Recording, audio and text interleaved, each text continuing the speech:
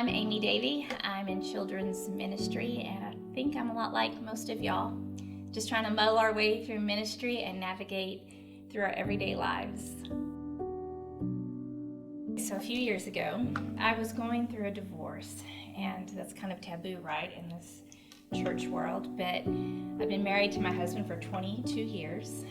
He was an alcoholic, and he had just gone to rehab for the second time and had decided to skip out early. And it was a scary time. I worked in a church, children's pastor, and we know how much money children's pastors make, and I was living off of my income, and it wasn't just me. I have 4 kids too. And for the first time, it had become public. I felt like I had to be perfect. I didn't want to mess up. I felt like the littlest thing was gonna get me fired, and here I was the only source of income for our family, and truth be told, it wasn't even enough. I didn't know if I could feed them, if I could pay our rent. When he first left for rehab, I didn't have a car. A couple weeks later, there's an eviction notice on my door. He hadn't been paying our rent. I was afraid I was gonna lose everything.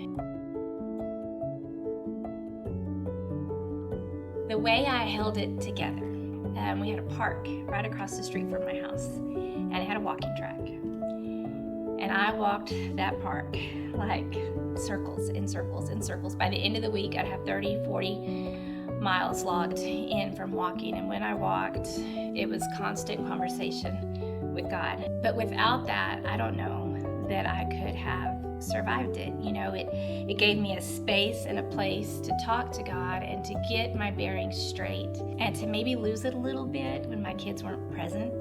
And usually by the time I had finished for the day, he'd given me a tidbit, a little bit of something that got me through the day. It helped me to see that he was always with me, that he wasn't deserting me, but I needed the reminder daily.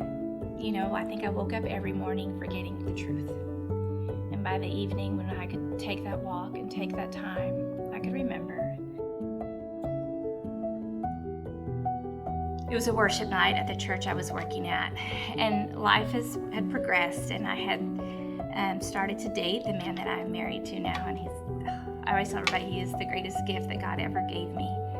During this worship night, man, I don't know if I ever sang a single word. I was just praying the whole time, just praising God for getting me through, and for just that realization that I was never alone, and I could see his hand looking back on every little step I had made. I ran out of words. I had no more words to pray, and all of a sudden, out of my mouth, it's like the weirdest sounds, and I don't know if this is crazy in the Methodist church world or not, but in that moment, I was given the gift of a prayer language, and it was like my mind turned off and my heart spoke, not going through the filter of my mind.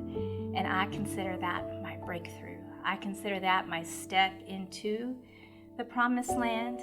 Everything seemed to become clear. And I began to start to realize that maybe the promised land really isn't a place or a destination. It's really just opening up a space in your heart and your mind to start actually living in the promise and living in his promises and learning to trust him with everything.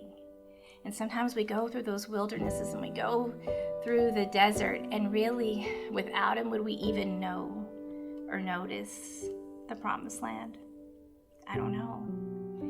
So when people ask me if I wish I could go back and change things and do things differently, I always say no.